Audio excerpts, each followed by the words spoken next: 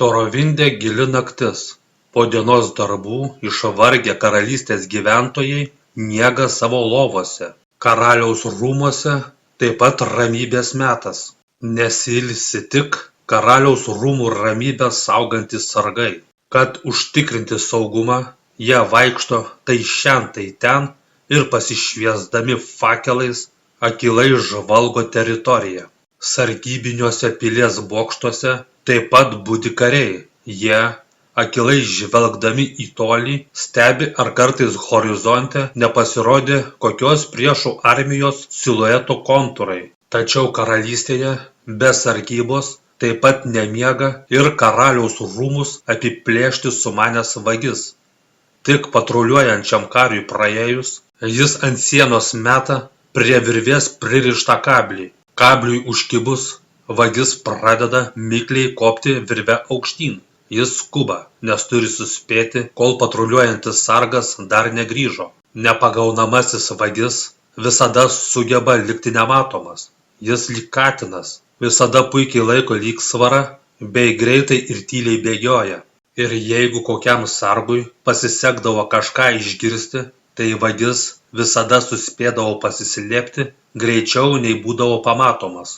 Ir tam kažką išgirtusiajam nelikdavo nieko kito, kaip tik suglumusiam spėlioti, ar jis iš viso kažką girdėjo. Vagis visada žino, kada jam geriau eiti, o kada tiesiog sustoti ir tyliai palaukti. Jis visada jaučia, kokiu keliu geriau eiti, ir visada žino, kada reikia slėptis. Gynybinė siena įveikta ir jis jau pilies kieme. Tačiau čia tik išorinis kiemas, o karaliaus rūmai randasi vidinėme kieme. Ilgas siauras tunelis. Tai pats greičiausias būdas, norint patekti į vidinį kiemą. Beeidamas tuo tuneliu, vagis netikėtai pamato priešais ateinančio sargo fakelo šviesas. Tunelis per daug siauras, kad išeitų nepastebimai su juo prasilenkti, ir todėl teks grįžti atgal. Tačiau atsigręžęs atgal, vagis pamato iš paskos ateinantį kitą sargą ir jam nebėra kur daugiau trauktis. Susitikę sargai, trumpai stabtelėję, persimeta porą žodžių ir prasilenkę nueina kas sau. O tuo metu vagis, vengdamas aptikimo, siauro tunelio sienomis buvo užsikerėblinęs aukštyn ir ten kantriai laukė, kol sargai prasilenks. Sargams praėjus, vagis tyliai nušoka žemyn ir toliau tęsia kelionę. Vidinėme kieme daug daugiau sargybos ir daug sudėtingiau išlikti nepastebėtam. Tačiau vagies tai neatbaido, jam belieka tik nepastebėtam pasiekti nuošaliau esantį rūmų korpusą, kuris yra skirtas ūkiniam pilies aptarnavimui. Ten daug mažiau sargybos, o pro tarnams skirtas duris daug lengviau įsilaužti. Kelias link tarnų korpuso per sodą pats trumpiausias, o bėgimo per minkštą žolytę beveik visiškai negirdėti. Štai vagis ir vietoje. Jis kaip tik ten, kur ir norėjo patekti, tačiau iškilo netikėta problema. Prie durų, pro kurias jis planavo laužtis, budi sargybinis. Vagis nekantriai laukdamas jį stebi. Jis vis tikisi, kad sargas tuoj nueis ir jam kelias bus laisvas. Bet sargas nesijudina iš vietos. Nagi, eik pasivaikščioti, nekantriai sušnabžda vagis. Tačiau jis vis nesijudina. Nagi, tinginy, eik, kaulus pramankštinsi. Toliau savo šnabžda vagis. Tačiau panašu, kad sargas nei neketina judintis iš vietos, o vagis vis labiau prarasdamas kantrybę, toliau niurzgėdamas kalba. Kol kiti sargai vaikšto iš kampo į kampą, jis čia nuo visų pasislėpęs tūno kaip kelmas. Nebeapsikentęs vagis atsiraitoja rankovę ir prie dilbio pritvirtintame mechanizme, atlenkęs ir užfiksavęs keletą detalių, paruošia mažytį arbaletą. Tada į jį įstatęs miegą sukeliančių tepalų išteptą strėlytę, pradeda sukti rankenėlę, taip įtempdamas paleidimo mechanizmą. Ir staigiai išlindęs iš už medžio pradeda greitai taikytis į ne vietoje stovintį sargą. Ir nusitaikęs į jo šarvais nepridengtą kūno vietą iššauna. Kažkas atzvimbęs iš tamsos skaudžiai įkanda sargui į kaklą. Užmušęs parazitą, Sargas, norėdamas pamatyti, kaip atrodo tas įžūlus padaras, susidomėjęs pažvelgia į delną. Tada pamato, kad tai visai ne koks vabalas, o mažytė strėlytė. Ta pačią akimirką miegą sukeliantis aliejus pradeda veikti ir jam akyse pradeda lietis vaizdas. Sargybinis lyg girtas truputėlį susvirduliuoja ir praradęs sąmonę griūva. Ta pačią akimirką vagis visų greičių puola link jo, nes nenori, kad sunkiais šarvais apšarvuotas kario kūnas, nudribdamas ant grindinio, sukeltų bereikalingą triukšmą. Jis suspėja kaip tik laiku, sugriebęs griūvantį sargą, tyliai nuleidžia ant žemės ir nutempęs už kampo jį paslėpia. Tada išsitraukęs porą geležėlių, pradeda krapštytis durų spynos mechanizme. Po kelių akimirkų pasigirsta spragtelėjimas ir užraktas atsirakina. Susitvarkiau taip greitai, lyg būčiau turėjęs raktą.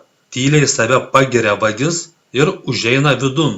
Rūmuose daug vertingų daiktų, kuriuos būtų galima pavogti ir pelningai parduoti, bet jis čia atėjo ne dėl jų. Jis tyliai klaidžioja rūmų koridoriais, ieškodamas tos vienintelės brangenybės, apie kurią pastaruoju metu šitiek daug girdėjo. Ir pagaliau, patikrinęs keletą salių, jis ją suranda. Neapsakomai brangią karnavalinę kaukę. Tačiau geriau į ją įsižiūrėjęs, vagis truputėlį sutrinka. Negi čia tikrai toji neįkainojamoji kaukė? Suabejoja jis. Sklido gandas, kad ją sukūręs meistras buvo toks sužavėtas savo darbu, kad net apsiverkė. O čia kaukė kaip kaukė, tokia kaip ir daugelis kitų tokių kaukių. Ant jos nebuvo nei brangakmenių, nei brangiųjų metalų ir nieko tokio, kas darytų ją ypatingą. Na, mano darbas ją pavogti ir pelningai parduoti, o jos vertę tegul kiti svarsto, pamąsto vagis ir ją pasiima. Ta pačią akimirką, kai jis tik palietė kaukę, kažkur aukštai, žvakių šviesomis neapšviestame palubyje, kažkas cinkteli ir iš ten nukritęs didžiulis metalinis narvas garsiai trenkėsi į akmenines salės grindis. Ta akimirką vagis pamanė, kad rūmai sugriuvo, bet truputėlį atsitokėjęs susivokė, kad papuolė į narvą. Panikos ištiktas vagis puola prie narvo krašto ir įsikibęs į virbus pabando juos išklibinti. Nieko nepešęs metasi prie kito krašto ir bando išklibinti tenais esančius virbus, po to dar prie kito. Papuoliau į spąstus kaip kokia žiurkė, pradeda savo priekaištauti vagis, vis eidamas ratu palei vidinės narvo sienas ir vis ieškodamas silpnų vietų.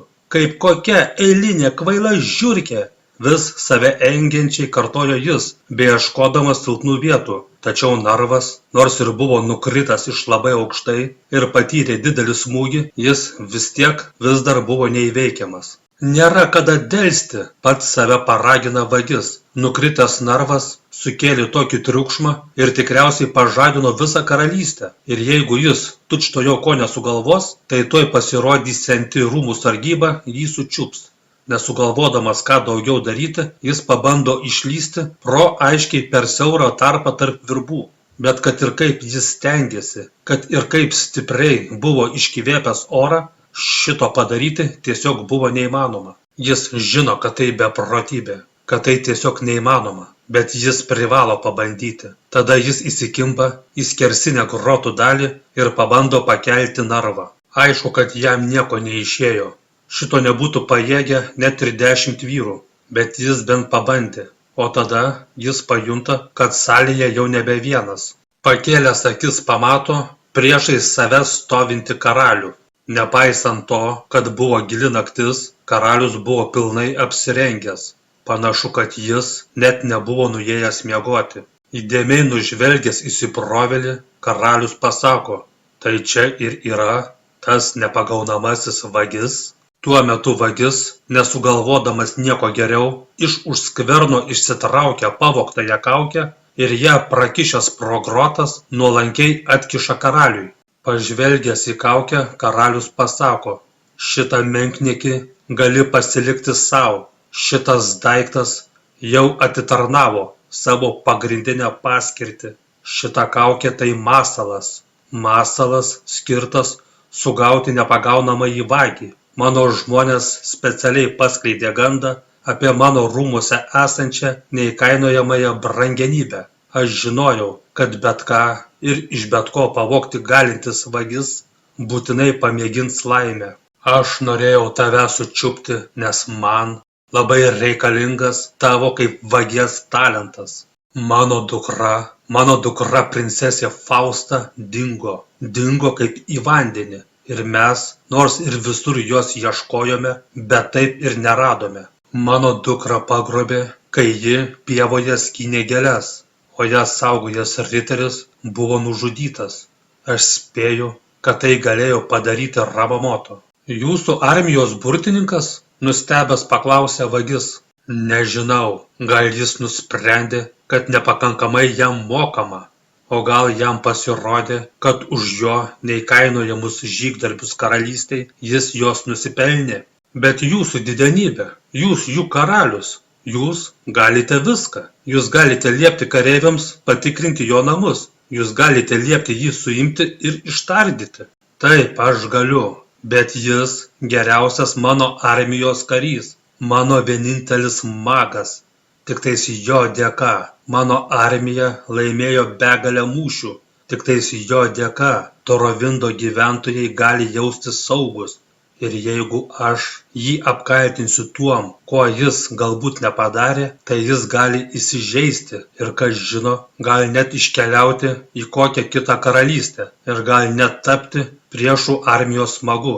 Todėl man ir reikalingas toks žmogus, kuris nepastebėtas gali prasibrauti pro bet kurias duris. Man reikia, kad tu apsilankytum jo namuose ir patikrintum, ar ten nėra mano dukters. Na jau ne, kategoriškai atsisako vagis. Geriau jau iš karto nukirskite man galvą. Aš dar ne ant tiek išprotėjęs, kad drįsčiau laužtis į Ramamoto namus. Ir iš viso, iš kur jūs ištraukėte, kad jis galėjo padaryti tai, kuom jį kaltinate? Tau reikia kai ką pamatyti, trumpai atsako karalius. Tada jie nusileido į rūsį, kur ant stalo gulėjo negyvo vyro kūnas.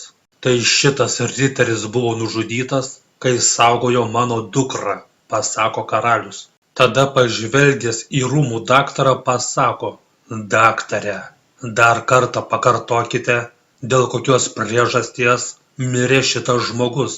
Daktaras atsikrenkščia ir pradeda pasakoti. Kruopščiai apžiūrėjus nelaimėlio kūną, nepasisekė rasti ne vienos žaizdos ar net mažytės žaizdelės, ne vienos mėlynės ar nubrozdinimo. Neradome nieko tokio, kas būtų galėję sukelti priešankstinę mirtį.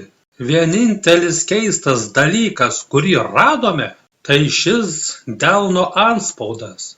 Ir be abejonės, tai magiška žmogžudystė. Todėl Ramamoto, kaip vienintelis Torovinde gyvenantis magas, tampa pagrindiniu įtariamuoju, paaiškina karalius. Žmonės kalba, kad šiaurinėse karalystės žemėse suaktyvėjo vaikulų antpuoliai. Todėl rytoj, iš pačio ryto, ten pasiųsiu būrį karių, o kadangi užduotis pavojinga, tai magas taip pat turės būti tame būryje. Ir kol Ramamoto bus išvykęs, tu drąsiai galėsi apsilankyti jo namuose ir viską ramiai patikrinti. O iš kur jūs žinote, kad manimi galima pasitikėti, kad aš nepabėgsiu pirmai progai pasitaikius? Todėl, kad aš tau duosiu tai, ko tu niekada negalėsi pavogti. Aš tau siūlau visišką amnestiją, visų tavo padarytų nusikaltimų atleidimą. Viskas bus pamiršta ir tu turėsi šansą pradėti naują gyvenimą. Suprantu, tau dabar to gal ir nereikia, bet tavo vietoje gerai pagalvočiau prieš nuvertinant šį pasiūlymą. Taip, tu vis dar pakankamai jaunas ir stiprus ir tau atrodo, kad galėsi bėgti ir slėptis visą gyvenimą, bet nepaisant, kokie šaunūs ir galingi bebūtume, mes vis tiek visi senstame, mūsų kūnai silpnėja ir mes visi po truputį tampame nebe tokiais greitais ir nebe tokiais ištvermingais. Patikėk manimi, seniu, aš gerai žinau, apie ką kalbu. Kaip manai, ar dar ilgai tau seksis išlikti nepagaunamuoju? Kitą dieną vagis neryžtingai stovi priešais burtininko namus ir svarsto, laužtis į svetimus namus dieną, kai šviesu ir tave gali bet kas pamatyti, tikra beprotybė. Bet panašu, kad čia nieko daugiau nėra. Belieka tikėtis, kad ir šeimininko iš tikrųjų nėra namie. Išsitraukia savo ištikimąsias, spynų atrakinimui naudojamas geležėles ir imasi durų užrakto. Tik pasirodo, kad jo kaip vagės talento neprisireikė, nes duris net nebuvo užrakintos. Aišku, kamgi rakinti duris, kai tavo tokia reputacija, sumurma į vidų užėjęs vagis. Pas Ramamoto net paskutinis beprotis nesilaužtų. O tada netikėtai išsiplėskė šalia buvęs fakelas. Iš baimės sustingęs vagis kelias akimirkas laukė, kas bus toliau. Bet daugiau niekam neatsitikus, suprato, kad nėra ko bijoti. Čia tik kažkokie magiški, savaime įsižiebiantys fakelai, kurie visada užsidega, kai tik kas eina pro šalį. Ir iš tikrųjų, visi kiti fakelai, pro kuriuos jis praėjo, taip pat savaime įsižiebė. Įėjęs į virtuvę, vagis pastebėjęs nespėtų suvalgyti pusryčius pamąsto. Karaliaus skubiai iškviestas Ramamoto išėjo net nespėjęs papusryčiauti. Šiandien kažkas bus blogos nuotaikos. Nepavydžiu tam, kuris jį užrūstins. Reikia greičiau viską patikrinti ir pradingti, kol jis dar negrįžo. Vagis, atidžiai žvalgydamasis, ėjo iš vieno kambario į kitą. Tačiau niekur nebuvo nė menkiausio princesės buvimo įrodymo. Tada viename kambaryje jo dėmesį patraukė didžiulis butelis. Tame butelyje, apsuptas daugybės nuodingiausių gyvačių, gulėjo raktas. Įdėmiai apžiūrėjęs raktą, vagis sumurmėjo. Raktas nuo sudėtingos spynos, tikriausiai nuo seifo. Tada apsižvalgęs aplinkui pamato gretimame kambaryje ant sienos kabančią plokštę su giminės herbo antspaudu. O štai ir seifas, tyliai pasako jis. Kadangi spyna sudėtinga, tai lengviau susižvejoti raktą, negu vargti su užraktu. Iš kišenės išsitraukė siūlų kamuolį su prie galo pririštu žvejybiniu kabliuku. Jis palengva vyniodamas siūlų kamuolį, neskubėdamas pradeda leisti kabliuką žemyn. Atsargiai, kad tik nesužeistų kokios gyvatės, jis palengva užkabina raktą ir pradeda traukti aukštyn. Traukiamas raktas suerzino ramiai snaudusias gyvates ir jos pradėjo ant jo agresyviai šnypšti. O tik ištraukė raktą, iš karto užkimšo butelį ir su palengvėjimu iškvėpė. Aišku, princesės seife nėra, ji ten paprasčiausiai netilptų, bet seife gali būti koks nors jai priklausęs daiktas, ar dar kokia nors naudinga informacija padėsianti nustatyti jos buvimo vietą. Be to ir pačiam vagiui labai buvo smalsu pamatyti, kas randasi burtininko seife. Vagies nuojauta neapgavo. Seifas buvo kaip tik toje vietoje, kur jis ir galvojo. Atvėręs seifą jis pamato krūvą visokiausių daiktų, kurių vertė buvo sunkiai nuspėjama. Greičiau tai buvo pačiam burtininkui brangų prisiminimą turėję daiktai. Ten buvo nesuprantama kalba parašyta burtų knyga, keletas senų meilės laiškų, neapdirbtas kristalas, kaulinis durklas, o gal tai nulūžęs kardas, iš kurio buvo padarytas durklas. Ir dar daug kitų visokių smulkmenų. Vagį labiausiai sudomino seife buvęs žiedas. Iš pirmo žvilgsnio tai paprasčiausias pigus žiedas. Bet kodėl tada seife reikia saugoti pigaus metalo žiedą be deimanto? Tikriausiai tai stebuklingas žiedas. Tada jis užsimauna žiedą ant piršto ir nieko, nei jėgų antplūdžio, nei dar ko, ką anot pasakojimų turėtų daryti stebuklingieji žiedai. Tikriausiai tai tik paprasčiausias menkavertis žiedas, pamąsto vagis ir jau buvo jį benusimaunas. o tada jis pastebi, kad jo delne buvęs randas dingo. Negali būti, nustemba jis. Negi šitas žiedas gali užgydyti žaizdas? Jei tai iš tikrųjų tiesa, tai šitas žiedas tiesiog neįkainojamas.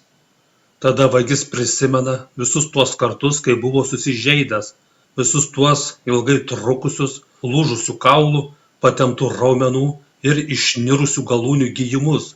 O dabar su šituo žiedu jam nebereikės nieko bijoti. Su šituo žiedu jis bus tiesiog nesunaikinamas. O tada jam kyla abejonės. Tai per daug gerai, kad būtų tiesa, pamąsto jis. Norėdamas įsitikinti, jis nusimauna žiedą ir tada pamato, kad randas delne atsirado kaip buvęs. Čia tik paprasčiausias iliuziją sukuriantis žiedas, nusivylęs pasakė vagis. Jis jau sukosi link seifo, kad atgal į vietą padėti žiedą, kai už jo žvilgsnio užkliūva ant statinės padėta kaukolė. Jam kyla kvaila mintis. Jei šis žiedas sugeba parodyti tai, kaip tai turėjo būti, tai gal jis? Ne, tai nesąmonė. Tačiau jis vis tiek nusprendžia paeksperimentuoti. Jis vėl užsimauna žiedą ir su ta ranka paima kaukolę. Ir po akimirkos žiedo magijos sukurta iliuzija parodo, kaip ta kaukolė atrodė, kai ji dar buvo gyvo žmogaus galva. Dabar vagiui viskas paaiškėja. Ramamoto, magas kovotojas. Jis kovodamas prieš monstrus dažnai naudoja ugnies magiją, o tie, kurie naudoja ugnies magiją, kartais ir patys apdega. Ir sprendžiant pagal jo randus, jis nekartą buvo apdegęs. Sakoma, kad kovos randai vyrą puošia, bet tik tada, kai tų randų ne per daug. Tikriausiai Ramamoto šitą žiedą užsidėdavo, kai eidavo pas panų. Tada vagis pamąsto, Ramamoto jau senas, tikriausiai ir į pasimatymus nebevaikšto. Tai gal jis net nepastebės, jei šito žiedo nebeliks jo seife. Išėjęs iš burtininko namų, vagis susimąsto, Ramamoto nieko dėtas. Ir eiti pas karalių tuščiomis per daug rizikinga. Blogos naujienos gali jį supykdyti ir jis gali apsigalvoti ir jo nebepaleisti. Burtininko kaltės įrodyti nepasisekė. Tikriausiai jis visai nieko dėtas. Reikia grįžti ten, kur viskas prasidėjo ir gerai apsižvalgyti. Reikia apsilankyti pievoje. Brisdamas per ryškiaspalvėmis gėlėmis išmargintą pievą, vagis susimąsto. Labai graži vieta. Dabar aišku, kodėl princesė mėgo čia lankytis. Truputėlį pavaikščiojęs ir kažką pamatęs, stabteli ir įsistebėjęs žemyn, susimąstęs pasako. Čia jis skynė gėles. Šitos gėlės nuskintos visai neseniai, o anos daug seniau. Panašu, kad šitoje pievoje princesė dažnai lankėsi. Tada pamatęs išgulėtą žolę, vagis pasako, o čia gulėjo nukauto riterio kūnas. Dar truputėlį pavaikščiojęs pastebi keistą dalyką. Pievoje be gėlių taip pat buvo skinamos įvairiausios žolės. Mėlyntaškė, vilkrožė, kraujažiedis. Tai ne tos gražios gėlytės, iš kurių mergelės mėgsta pinti vainikėlius. Tai nuodingi, neišvaizdūs augalai, kuriuos raganos įmaišo į katile verdamus viralus. Vadinasi, šioje pievoje taip pat mėgsta lankytis ir ragana. O galbūt raganai nepatiko, kad pievoje skinanti gėles princesė išmindo jai reikalingas žoleles? Pabando padaryti išvadas vagis. Ragana tikriausiai domisi magija. Ir ji, kaip ir Ramamoto, taip pat gali mokėti keletą magiškų triukų. Ji kaip moteris, nesukeldama per daug didelio įtarimo, galėjo prisiartinti pakankamai arti, kad galėtų jį paliesti ir palietusi atakuodama įvykdyti magiškąją žmogžudystę. Vadinasi, princesės reikia ieškoti raganos namuose. Skaba vienintelė netoliese gyvenanti ragana, tačiau eiti pas ją nėra labai geras sumanymas. Apie ją sklinda daugybė šiurpių gandų. Kalbama, kad ji medžioja žmones ir kad iš jų vidaus organų verda gyvenimo trukmę prailginančius eliksyrus. Aišku, visa tai tik josios geros išvaizdos pavydinčių bobų skleidžiami gandai. Bet jei bent mažytė šių šiurpių pasakų dalis teisinga, tai tikėtina, kad ji galėjo pagrobti princesę. Vagis nedrąsiai stovi priešais raganos namą ir įdėmiai jį stebi. Sakoma, jei iš raganos namo kamino nerūksta dūmai, vadinasi, raganos nėra namie. Reikia tikėtis, kad šis posakis atitinka tiesą ir jos iš tikrųjų nėra namie. Prisiartinus arčiau pradeda jaustis ore tvyrantis slogus smalkių kvapas. Taip pat jį pasitinka mirtina tyla. Negirdėti nei paukščių čiulbėjimo, nei žiogų svirpimo, o aplinkui raganos namus esantis augalai kažkaip keistai išsikraipę ir nenatūraliai išsukinėtomis šakomis. Be to, kai kurių medžių kamienuose buvo galima įžiūrėti žmogaus veido bruožus. Tikriausiai tai nuo pastoviai raganos puode verdamų magiškųjų viralų kylantys garai šitaip užteršė gamtą. Nedrąsiai priėjęs prie durų pasibeldžia, niekam neatsakius duris paklibina. Niekas neatsako ir durys užrakintos. Panašu, kad raganos nėra namie. Skabos namai paskutinė vieta visoje karalystėje, į kurią jis norėtų laužtis. Bet princesė gali būti viduje ir jai gali būti reikalinga pagalba. Protingiau būtų šitą darbą palikti karaliaus riteriams. Bet kelionė iki karaliaus rūmų gali per ilgai užtrukti ir kaip tik šito laiko gali pritrūkti princesiai. Jis pritupia ir atidžiai apžiūri spyną. Tokio durų užrakto jis dar niekada nematė. Vietoj spynos buvo kažkokia nežinomais rašmenimis išrašyta metalinė emblema. Tikriausiai tai kažkokia magiška spyna, kurią galima atrakinti tik su magišku medaljonu. Ne. Jis nesugebės išlaužti šitos spynos. Tai tiesiog neįmanoma. Tada jis pradeda eiti aplink namą, ieškodamas kokio nors kito būdo patekti į vidų. O beeidamas randa langą, kuris neatrodo toks jau neįveikiamas. Tada dar sykį apsižvalgo ir iš už skverno išsitraukęs nedidelį laužtuvėlį įspraudžia jį po lango rėmu. Tada jį užsigulęs spusteli ir lengvai iššokdina lango rėmą iš staktos. Patekęs į vidų, nedelsdamas pradeda ieškoti princesės. Tada jo dėmesį patraukia didžiulis katilas. Aišku, kokia ji būtų ragana, jei josios namuose nebūtų didžiulio katilo, pamąsto vagis. Bet kodėl jai reikalingas toks didelis katilas? Ar nebūtų patogiau keletas mažesnių katilų? Tada jam topteli, kad į tokį didelį katilą lengvai galėtų tilpti žmogus. Paėmęs pagalį išmakaluoja tą neaiškų viralą, taip įsitikindamas, kad katile anot skystos putros daugiau nieko nėra. Toliau beklaidžiodamas jis pamato džiovinimui sukabintus žolelių pundus. O štai ir įrodymas, kad ji galimai lankėsi pievoje. Vadinasi, aš tikriausiai teisingame kelyje. Pamąsto vagis. Kitame kambaryje jo dėmesį patraukia ant lentynos laikomos plunksnos. Atidžiau jas apžiūrėjęs, jis pasako, tai nepaprastų paukščių plunksnos.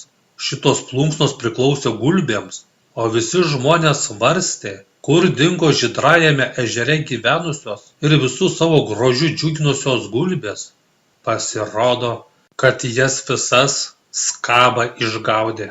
Tada pamatęs žmogaus kaukolę pamąsto, tokia maža, tikriausiai moters.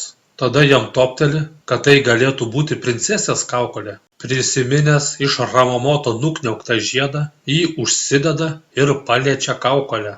Po akimirkos vietoj kaukolės pasirodo jaunuolio veidas. Tai ne princesė, o tik kažkokio dar ne visai suaugusio vaikinuko kaukolė. Bet šito vaikinuko veidas kažkur matytas. Truputėlį pamąstęs pasako, tiksliai, tai su šituo veido atvaizdu plakatais buvo nukabinėtos visos Torovindo sienos. Tai jo tada visi ieškojo ir niekaip nesugebėjo atrasti. Tai jis, tas berniukas, kuris išėjęs į mišką išsipjauti lazdos meškerei, taip ir negrįžo. Patikrinęs kitą kaukolę, įsitikina, kad tai taip pat ne princesė. Ir tarp kitų patikrintų kaukolių princesės kaukolės irgi nebuvo. Toliau besižvalgydamasis, vagis pamato ant sienos kabančius stendus, kurie buvo užpildyti džiovintais drugeliais. Ji ką, nusprendė į namus visą pievą susivilkti, priekaištingai suniurna vagis. Beapžiūrinėdamas įvairiaspalvių drugelių sparnų raštus, piktai pasako, kasgi per nesveikas pomėgis gaudyti tokius gražius padarėlius ir žudyti prismeigiant adatomis. O tada tarp tų visų drugelių pamato kabančią fėją. Ji ką, visai trenkta? Pasipiktinęs suniurna vagis. Žudyti tokį nuostabų ir tyrą padarėlį vien dėl to, kad papildyti sparnų kolekciją? Juk pamatyti fėją tai vienas nuostabiausių dalykų gyvenime, o ta kvailė ją tiesiog nužudė. Ji ką, nežino, kad fėjų žudymas užtraukia nelaimę? Vagis apėjo visus raganos namus, patikrino visas kaukoles, spintas ir skrynias, bet princesės taip ir nerado. O beišeidamas dar stabteli prie visokiausiais daiktais nukrauto stalo. Vudu lėlės, magiški simboliai, tekstai su užkeikimais. Panašu, kad ji ne kokia paprasta iš žolelių eliksyrus verdanti ragana.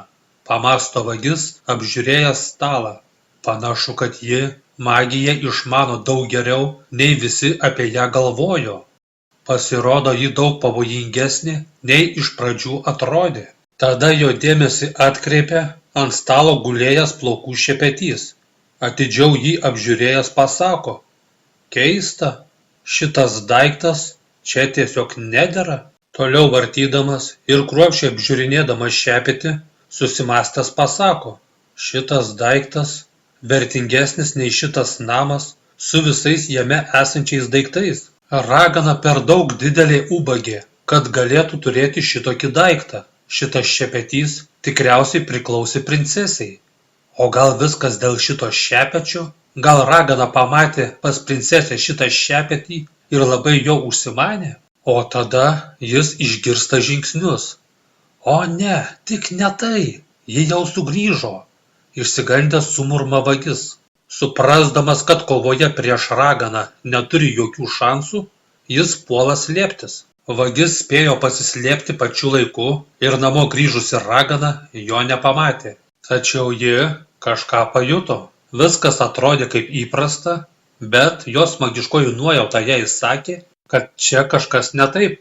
Ji paliečia plaukų šepetį, kurį ką tik lietė vagis, ir jos abejonės dar labiau sustiprėja. Skaba pradeda žvalgytis po kambarį ir lėtai uosti orą. Ji jau nebesižvalgo, ji jau beveik įsitikinusi, kur slepiasi įsibrovėlis. Tada ji, neskubėdama, pradeda eiti link tos vietos, kur slėpėsi vagis. Mažas godus žvėrelis užklydo į svetimą urvelį. Grasinamai pasako ji, aiškiai žinodama, kad įsibrovėlis ją girdi. Mažas išsigandęs žvėrelis jau suprato, kieno urve randasi. Vis artėdama, toliau kalbėjo ji. Mažas išsigandęs žvėrelis matė per daug ir todėl jis niekada nebepaliks šitos. Tada ji nutyla, nebaigusi sakinio, nes pajuto didžiulį pavojų ir labai išsigando. Pamiršusi įsibrovėlį, ji atsigręžia į duris ir sustingsta iš baimės. Ji nežino, kas tai, ji tik jaučia kažką baisaus esant už durų. Tada stipri magiška ataka iš šipulius ištaško josios duris ir ji, atblokšta galingos sprogimo bangos, aukštielninką užlėkė ant stalo. Nesuprasdama, kas ką tik atsitiko, ragana tysojo ant stalo ir klausėsi cypimo ausyse. Po akimirkos Ji šiaip ne taip susivokė ir pasikėlusi pamato josios namo tarpduryje stovintį karaliaus burtininką Ramamoto. Kur mano žiedas? Gąsdinančiai šiurpiu balsu surinka jis. Ką? Koks žiedas? Ką čia nusišneki? Tau ką? Termitai visai smegenis išėdė. Suriko Skaba, nesuprasdama, apie ką eina kalba. Už tokią įžūlę šneką Ramamoto skėlė jai antausį. Ir tas antausis buvo toks stiprus, kad Skaba net apsisuko ir vėl užvirto ant stalo. Nespėjus Skabai atsikelti, Ramamoto prispaudžia jos galvą prie stalo, tuo pačiu sumurkdydamas jos į veidą į įsiliejusi rašalą. Kur mano žiedas? Rėkdamas pakartoja jis. Nežinau, apie ką kalbi, atkirto ragana. Tuoj atrakinsime tau liežuvį, suriko Ramamoto ir į viršų užvertęs sijoną stveria jai už užpakalio. Ką čia dirbi, asilę? Surinka ragana. Aš neėmiau tavo žiedo. Tada jis abiem rankom sugriebė Skabai už galvos ir jai į ausį išrėkė. Tu visada meluojanti, kitus kaltinanti ir viską vagianti. Iš tavo burnos dar niekada nėra išėjęs teisingas žodis. Negi manai, kad patikėsiu tą, kurio žodis nieko nereiškia. Tada jis ją prispaudžia prie stalo ir pradeda pasimėgaudamas bausti, o visi ant stalo buvę daiktai pradeda smagiai šokinėti ir priartėję prie krašto kristi žemyn. Tuo tarpu vagis pamanė, kad dabar pats tinkamiausias momentas sprukti. Aš tave pamokysiu, kaip šniukštinėti svetimuose namuose, rėkė Ramamoto, bedulkindamas besipriešinančią raganą. Žinosi, kaip knisti svetimuose daiktuose, ant iš skausmo inkščiančios raganos rėkė jis, o tuo metu vagis tyliai sėlino link išėjimo. Atmušiu tau norą imti svetimus daiktus, rėkė Ramamoto, bet vatindamas iš po jo vis ištrūkti bebandančią raganą. O dėl jų kovos kilusios indų griūties, dūžtančių lėkščių keliamų triukšmo, vagis galėjo būti ramus, kad nebus išgirsta jo iš baimės garsiai besidaužanti širdis. Ir pagaliau prisėlinęs prie išėjimo galėjo dingti iš šitos baisios vietos. Tik ištrūkęs iš raganos namų, vagis iškart nubėga į mišką, o pakankamai nutolęs galėjo lengviau atsikvėpti. Nedaug trūko, tyliai pamąsto jis. Tada atsigręžęs į raganos namus pamąsto. Pasisekė jai, kad ji moteris, nes vyrą Ramamoto būtų tiesiog užmušęs. Tada jis pamato keistus pėdsakus. Geriau juos apžiūrėjęs, nustebęs pasako. Negali būti. Čia trolio pėdsakai. Bet ką čia veikia trolis? Šituose kraštuose troliai nesilanko. Dar prie karaliaus Frederiko visi troliai buvo nugalėti ir išvyti iš karalystės žemių. Ir tie trolio pėdsakai vedė link raganos namų. Įdomu, kokių reikalų galėjo būti tarp raganos ir trolio. Trolis be rimto reikalo nebūtų rizikavęs ir kėlęs koją į karalystės žemes. O tada jis pamato dar vienus pėdsakus. O čia atgal nuo raganos namų vedantis pėdsakai. Ir šitie pėdsakai daug gilesni. Tarytum trolis būtų kažką nešęs. Nešęs kažką tokio, kas galėjo sverti, panašiai kaip princesė. Dabar viskas aišku. Ragana buvo tik pagrobimo vykdytoja, o tikrieji pagrobėjai troliai. Bet kam troliams princesė? Tiesa, troliai ėda žmonės, bet tai dažniausiai būna į jų teritoriją užklydę keliauninkai arba kažką savo įrodyti trokštantis riteriai. Bet kad trolis rizikuotų tiek giliai eiti į karalystę, tai labai neįprasta. Gal pas trolius kokia ypatinga proga ir jie nori suėsti kažką, kas turi karališko kraujo? O gal troliai planuoja užpulti karalystę ir princesę nori panaudoti kaip kozerį? Kaip ten bebūtų, princesės reikia ieškoti pas trolius. Vagis stovi prie trolių žemės teritorijos krašto ir dvejodamas svarsto, eiti į trolių žemę per daug pavojinga. Rizikuoti dėl to, ką pažadėjo karalius, tikrai neapsimoka. Bet princesės beieškant, nueitas jau toks ilgas kelias. Ir dabar, kai liko tiek nedaug, sukti atgal nesinori. Be to troliai tokie kvaili ir juos taip lengva pergudrauti. Keliaujant trolių žeme, vagį pasitinka iš toli atsiritęs, duslus dundenantis triukšmas. Jis gerai žino, kas kelia šitą triukšmą ir ką reikia daryti, kai jį išgirsti. Vagis tiesiog vidury kelio atsisega klyną ir ištuština šlapimo pūslę. Tada apsinuoginęs iki pusės pritupia prie ką tik prisisiotos balos ir pradeda šlapimą maišyti su kelio dulkėmis. O tada sumaišytą tešlą pradeda teptis ant savęs. Vagis žino, kad troliai labai gerai užuodžia ypač tuos, kurie dvokia mažiau negu jie. Ant savęs ištepęs visą dvokiantį molį sumurma. Šito turėtų pakakti. Užmaskavęs savo kvapą, prisiartina prie tos vietos, iš kurios sklido tas garsas. Tada pamato, kaip troliai įsirikiavę viena ilga vora ėjo per pievą. Norėdami išbaidyti pievoje besislepiančius gyvūnus, jie rėkavo, garsiai trypė ir kuokomis daužė į žemę. Viskas aišku, sumurma vagis. Čia varovai, jie baido žvėris ir juos veja pirmyn. Vadinasi, kažkur ten, priekyje, laukia tie, kurie juos gaudys. Tada vagiui topteli, kad bet kurią akimirką gali pasirodyti išbaidyti žvėris ir kad jam geriau būtų pasiieškoti saugesnės vietos. Tik jis užsilenda už artimiausio medžio, iššautos strėlės greičiu iš pievos išneria būriai išgąsdintų stirnų ir elnių. Laiku spėjęs pasislėpti, vagis išvengia nepageidautino susidūrimo su visu greičiu lekiančiu žvėrių būriu. Išsigandę gyvūnai lėkė kuo toliau nuo juos pabaidžiusių trolių, o perbėgę miškelį gyvūnai nemažindami bėgimo greičio nurūksta tolyn per lauką. Tada lekiantiems elniams kelią pastoja antra trolių medžiotojų būrio dalis.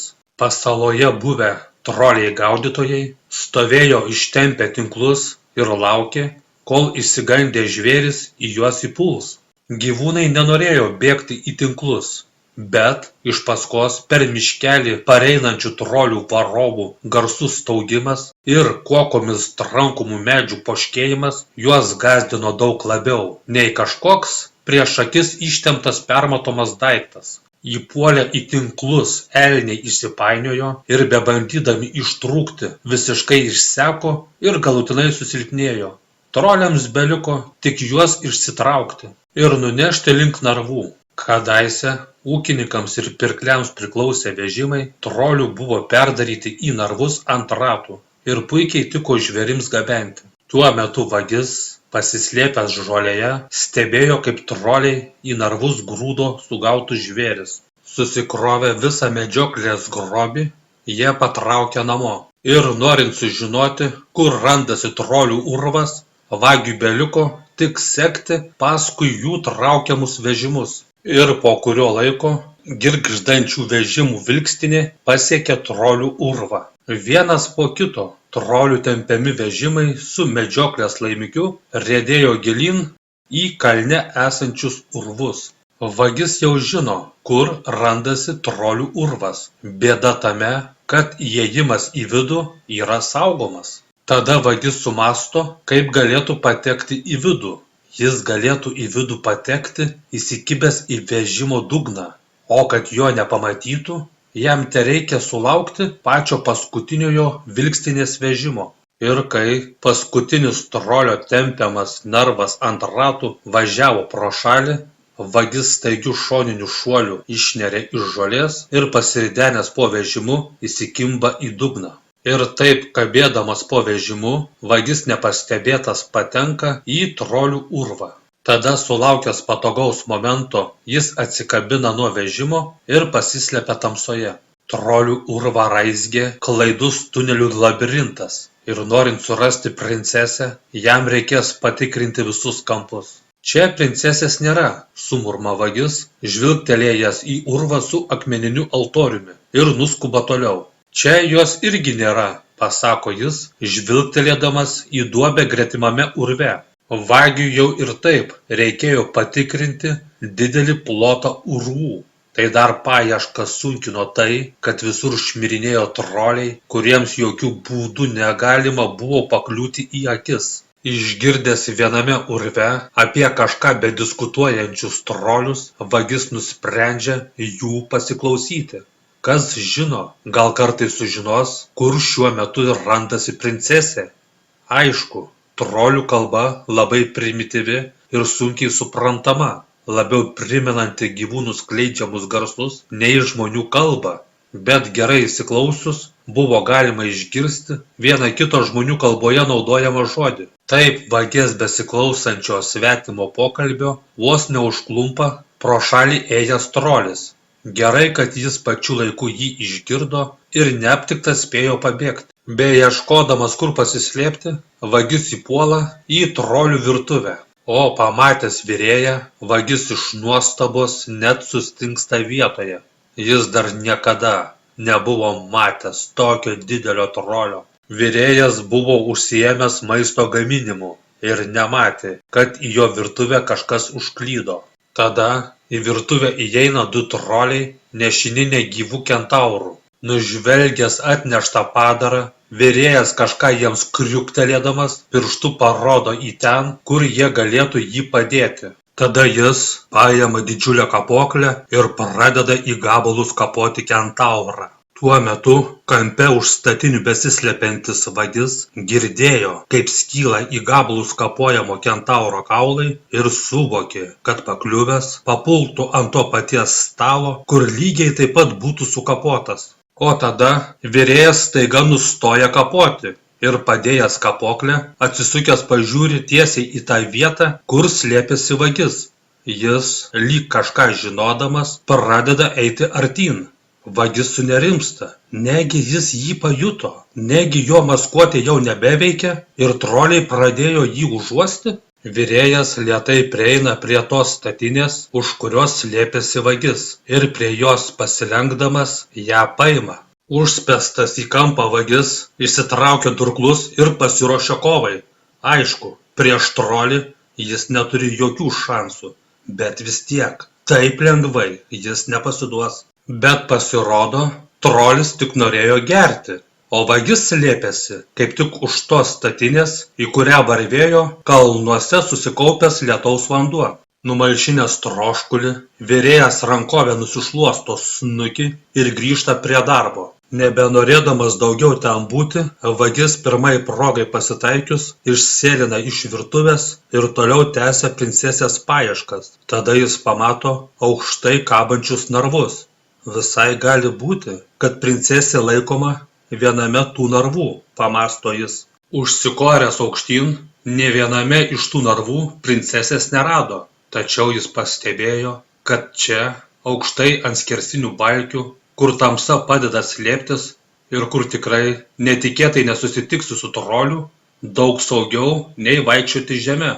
Tada per urvus nuaidi skardus daužomo metalo garso signalas ir visi troliai metė visus darbus, draugiškai patraukė viena kryptimi. O vagis, eidamas aukštai esančiais balkiais, nepastebimai galėjo juos sekti. Visi troliai susirinko viename erdviame urve ir susėdo prie ilgo akmeninio stalo. O virėjas katilą su ką tik išvirtų viralu užkelia ant vežimėlio ir jį nustumia pas juos. Amžinai alkani troliai nekantraudami laukė ėdalo, o išgirdę cypiančias vežimėlio ašis dar labiau sunerimsta. Virėjas nieko neprileidžia prie katilo, visada tik jis pats pilstos riebalą. Jis gerai pažįsta kiekvieną trolį ir gerai žino, katras iš jų nusipelnė didesnės porcijos ir kuriam iš jų reikia pasemti daugiau tirščių. Kol virėjas buvo nusisukęs, vienas iš trolių, bandydamas nugriebti papildomą mėsos gabalą, įkiša leteną į katilą. Tačiau virėjas gerai juos pažįsta ir žino, kad negalima ilgam palikti katilą be priežiūros. Jis, net ir būdamas nusisukęs, jaučia, kai kas bando kišti nagus į jo katilą. Ir tiesiog dideliu sunkiu samčiu iš visų jėgų tvoja įžūliam vagišiui per nagus. Skaudžiai pavaišintas trolis susigriebia už plaštokos, garsiai sužviegdamas, tuom prajuokindamas visus kitus. Garsiai čepsėdami ir iš pasimėgavimo kriuksėdami, jie ėdė greitai kaip išbadėję gyvuliai, apgriaužtus kaulus mesdami į šalį. Tačiau jie kaulus nemetė kur papuola, jie visus apgriaužtus kaulus metė į plyšį sienoje. Tada vagis, užsispoksojęs į plyšį oloje, susimąsto. Jei jie ten meta visus kaulus, tai vadinasi, kad jeigu princesė buvo trolių suėsta, tai dabar jos kaulai turėtų būti ten. Naktį, kai visi troliai sumigo, vagis nusileido žemyn ir prisiartinęs prie plyšio geriau jį apžiūri. Plyšys sienoje per siauras, kad pro jį galėtų pralysti trolis. Tikriausiai todėl jie čia ir meta atliekas, pamastė jis. Tačiau plyšys buvo pakankamai platus, kad pro jį lengvai pratilptų vagis. Prasispraudęs vidun, vagis pamato didžiulę kaulų krūvą. Kaulų buvo labai daug ir patikrinti visas žmonių kaukoles būtų užtrukę labai ilgai. Bet kadangi princesė dingo visai neseniai, tai ir jos kaukolė turėtų gulėti krūvos viršuje. Tada jis užsimauna stebuklingąjį žiedą ir imasi darbo. Visą naktį jis tikrino vieną kaukolę po kitos. Visą naktį jis buvo priverstas žiūrėti į tuos kadaise gyvenusių žmonių veidus. Visi šitie žmonės kadaise gyveno, svajojo, mylėjo, kūrė ateities planus, o dabar jie visi buvo nebegyvi. Jis patikrino visas paviršiuje gulėjusias kaukoles, patikrino netgi tas, kurios gulėjo truputėlį giliau, bet princesės kaukolės tarp jų nerado. Dar kol naktis ir troliai vis dar miega, reikia baigti apžiūrėti dar nepatikrintus urvus, pamasto vagis. O tada jis išgirsta džeržgiantį surūdijusių vyrių garsą ir pamato atsiveriančias duris. Nenorėdamas papulti troliui į akis, vagis greitai sprunka į tamsų kampą. Ir dar prieš troliui užtrenkiant duris, jis suspėja pamatyti, kad jo kambaryje taip pat yra keletas kaukolių. Žinoma, kad jie į savo kambarius prisitempė kaukolių, suirzęs suniurna vagis. Juk taip gražu, kai savo kampą papuoši kaukolėmis, priekaištingai sumurmėjo jis. Vadinasi, princesės kaukolė gali būti viename iš trolių kambarių, pamasto vagis. Ir norint įsitikinti, kad princesės kaukolės ten nėra, reikia patikrinti ir visų trolių kambarius. Bet landžiojant po visų tų trolių kambarius, tokia didelė tikimybė pakliūti. Tada jis iš kišenės išsitraukia nuodų buteliuką ir susimąsto. Yra paprastas būdas, galima juos visus tiesiog išnuodyti ir ramiai viską patikrinti. Bet ar tai ne per daug žiauru, sudvejoja vagis. Tada jis prisimena visų tų žuvusiųjų veidus, į kuriuos buvo priverstas žiūrėti, ir ryžtingai pasako: ne, tai ne per žiauru, tai kaip tik tai, ko jie nusipelnė. Trolių urve atėjo rytas. Trolių virėjas, kaip ir kiekvieną rytą, pasiėmęs glėbį malkų, nueina į virtuvę ir pradeda kurti židinį. Kaip ir kiekvieną rytą, jis užsikaičia katilą ir pradeda virti pusrytinį riebalą. O baigęs ruošti maistą, virėjas išeina į koridorių ir kūju pradeda daužyti per kabantį inkarą, taip duodamas signalą, kad pusryčiai paruošti. Tik išgirdę signalą, visi troliai pradeda rinktis prie stalo, o tuo metu vagis, pasinaudojęs tuom, kad katilas paliktas be priežiūros, į jį išpila nuodus. Virėjas, kaip visada, ateina stumdamasis vežimėlį su katilu, kaip visada troliams išpilsto jovalą ir kaip visada visi pradeda ėsti. Neužilgo jie tampa vangūs ir apsnūdę, tačiau nesuprasdami, kad ėdalas užnuodytas, ėda toliau. Vienas trolis apgraužtą kaulą bandė mesti į plyšį sienoje, tačiau nuodai jau veikia ir jėgos jau nebe tos. Ir tolyn stipriai mestas kaulas nukrenta čia pat, pataikydamas netoliese sėdinčiam troliui į dantis.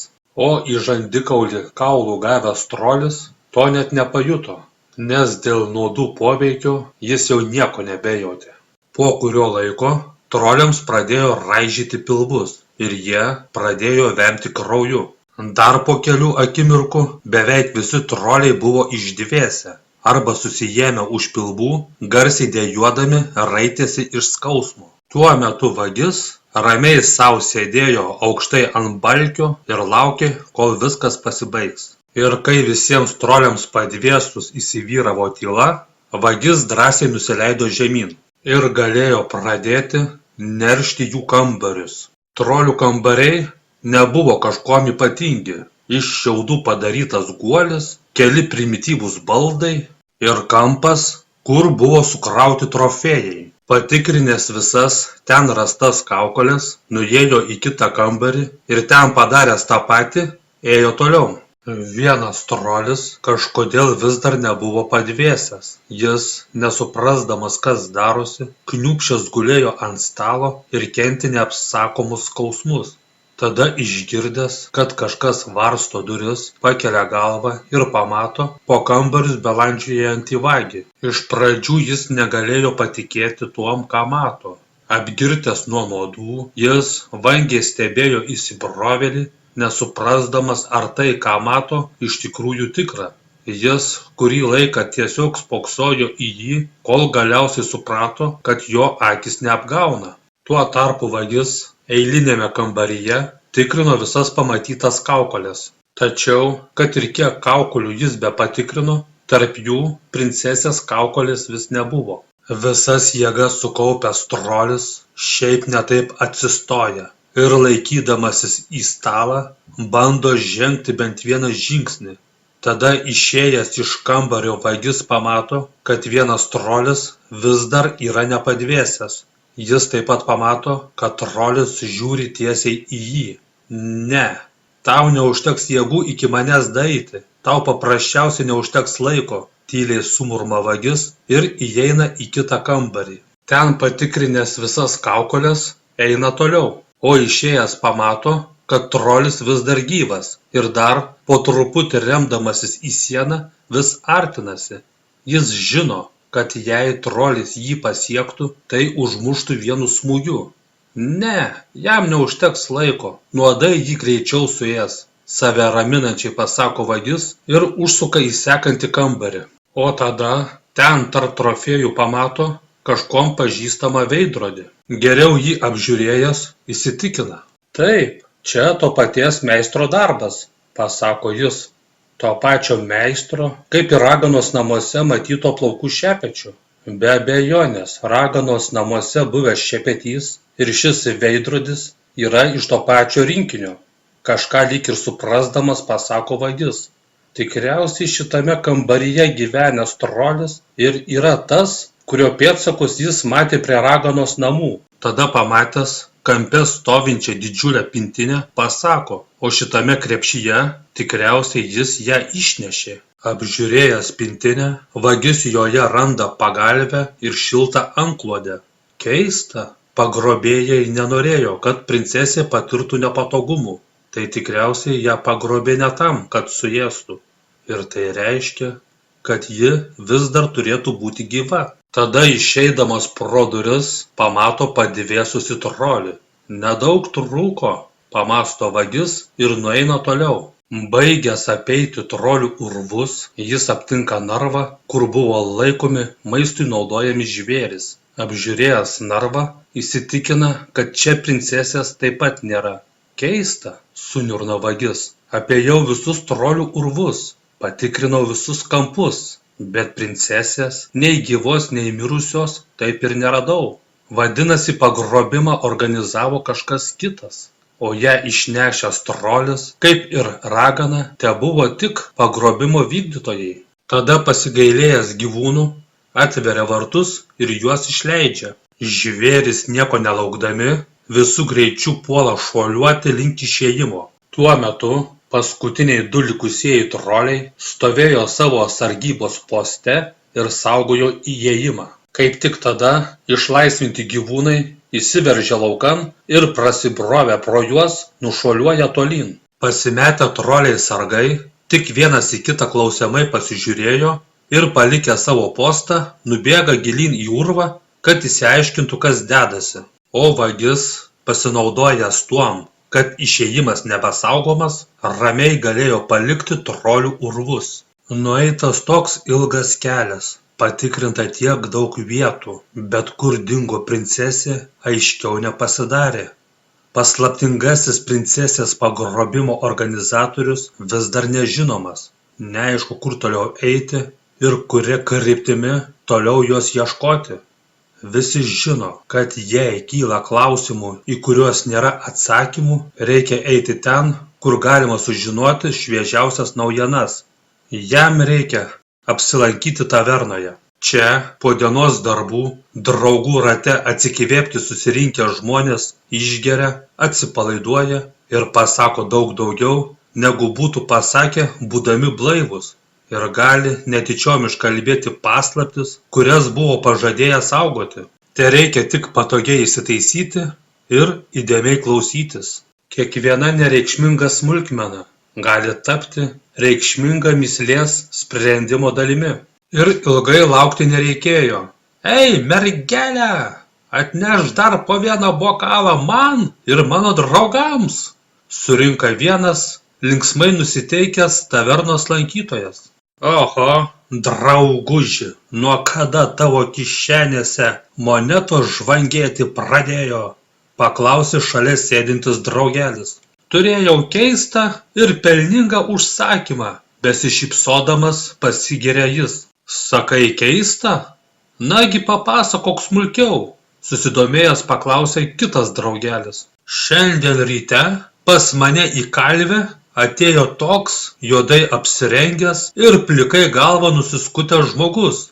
Jis norėjo, kad pagal paveikslėlį knygoje nukalčiau ritualinį durklą. Aš jam pasakiau, kaip tik pabaigsiu ankstesnį jų užsakymą, iš karto imsiuosi kaldinti durklą. Tačiau jis labai skubėjo ir pasisiūlė sumokėti 2, kad tik tučtuojau imčiausi daryti tą durklą. Aš iš karto ėmiausi darbo, o jis stovi šalia, stebi mano darbą ir meldžiasi. Aš jam pasakiau, kad negaliu dirbti, kai kas stovi šalia ir žiūri, o jis man pažadėjo sumokėti 2 dar kartą, kad tik galėtų pasilikti. Ir taip aš nukaldinęs vieną durklą, uždirbau tiek, lyg būčiau nukaldinęs 3. Tas paslaptingasis svetimšalis panašus į sektantą iš Jargulitų ordino, pamąsto vagis. Tiktais Jargulitai, gamindami ritualinius durklus, įpina maldą. Kadaise egzistavęs Jargulitų ordinas grobė žmones ir juos aukojo demonams. Ir todėl jie visi buvo sumedžioti ir išžudyti, o jų šventyklos sugriautos. Panašu, kad ordinas vis dar gyvuoja, padaro išvadas vagis. Jeigu Jargulitai nusikaldino ritualinį durklą, tai reiškia, kad jie yra kažką pagrobę ir ruošiasi paaukoti. Dabar viskas aišku. Tai jie pagrobė princesę, suskubęs link išėjimo sumurma vagis. Kuo auka kilmingesnė, tuo didesnio apdovanojimo galima tikėtis iš demono. O princesė karališko kraujo ir už jos auką galima tikėtis labai didelio apdovanojimo. Tada pasižiūrėjęs į mėnulį sumurma. Rytoj pilnatis, o dauguma ritualų ir aukojimų atliekama vidurnaktį per pilnatį. Tas svetimšalis skubėjo. Tikriausiai norėjo suspėti pasiruošti pilnaties aukojimui. Vadinasi, princesė vis dar gali būti gyva. Artimiausios Jargulitų šventyklos griuvėsiai per daug toli, kad suspėti iki pilnaties. Na nebent jojant, pamąsto jis, pamatęs prie tavernos stovintį žirgą. Neturtingieji vos suduria galą su galu ir vogimas iš jų garbės nedaro. Bet kitos išeities nėra. Princesės gelbėjimui visai nebėra laiko, todėl teks pasiskolinti svetimą žirgą. Jojant visų greičiu įmanoma suspėti. Bet negalima persistengti, nes per daug nuvaryto žirgo širdis gali neatlaikyti. Belieka tikėtis, kad jo spėjimas teisingas ir princesė iš tikrųjų bus būtent tos šventyklos griuvėsiuose. Jau nebetoli, Jargulitų šventyklos griuvėsiai jau visai čia pat. Bet ir mėnulio padėtis danguje rodo, kad atėjo vidurnakčio laikas ir aukojimo ritualas tikriausiai jau prasidėjo. Reikia skubėti, gal vis dar galima kažką padaryti. Štai ir Jargulitų šventyklos griuvėsiai. Belieka tik greitai apsižvalgyti ir kuo greičiau surasti tą vietą, kur atliekamas aukojimo ritualas. Visų pirma, reikia žvalgytis fakelų šviesomis apšviestos vietos ir stengtis išgirsti demonams giedamas maldas. Tada jo dėmesį patraukia arklių kanopomis ištrypta pieva, o geriau apsižvalgęs pamato arklių pagalba nutemptą akmeninę plokštę, kuri slėpė praėjimą į požemius. Tai štai kur vyksta ritualas, sumurmėjo vagis ir laiptais nubėgo žemyn. Jau gerokai po vidurnakčio. Belieka tikėtis, kad ritualo procedūra dar nesibaigė ir aukojimas vis dar neatliktas. Tada jis, nusileidęs žemyn, randa požeminę šventyklą. Tik įžengęs vidun, iš karto pamato negyvo sektanto kūną. Panašu, kad viskas susiklostė ne taip, kaip buvo planuota, sumurma jis. Likusieji sektantai taip pat buvo nebegyvi. Čia įvyko kažkas labai baisaus. Ir tai, kas čia atsitiko, įvyko visai neseniai. Nes ant sienų ištiškęs kraujas dar net nespėjo sudžiūti. Tada vagis pamato atverstą knygą. Reikia žvilgtelėti, gal puslapiuose užrašyti žodžiai padės nušviesti čia atsitikusius įvykius. Greitai akimis perbėgęs tekstą sumurma. Čia aprašyta, kaip atverti portalą į demonų pasaulį. Tada dar apžiūri šventyklos viduryje esančią pentagramą. Pentagramos kampuose stovėjo lėkštelės su krauju, į kurias buvo įstatytos žvakės.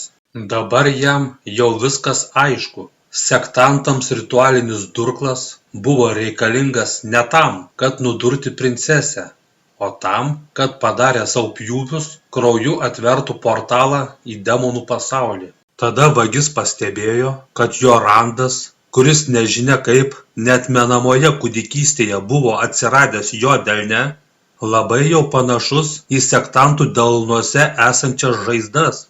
Iš to būtų galima spėti, kad kadaise kažkas ir jo krauju bandė atverti portalą.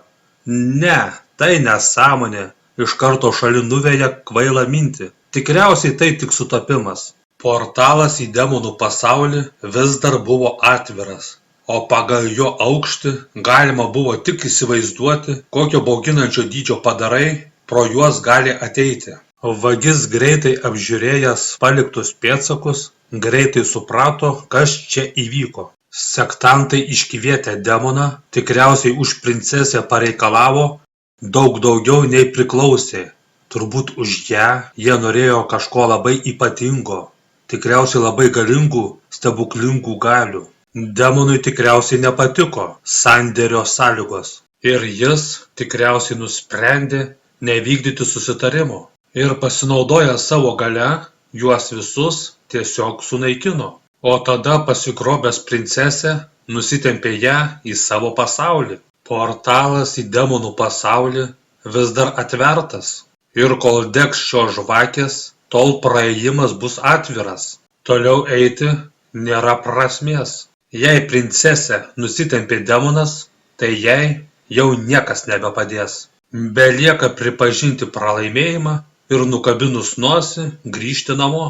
Bet jei jis bent akies krašteliu nežvilgtelės į demonų pasaulį, tai visą likusį gyvenimą spėlios, kaip ten viskas iš tikrųjų yra. Nieko baisaus neatsitiks. Aš tik trumpam įkišiu nosį Apsižvalgysiu ir tučtuojau pasuksiu atgal, pasakė jis ir žengė į portalą. Ir perėjęs portalą atsidūrė demonų pasaulyje.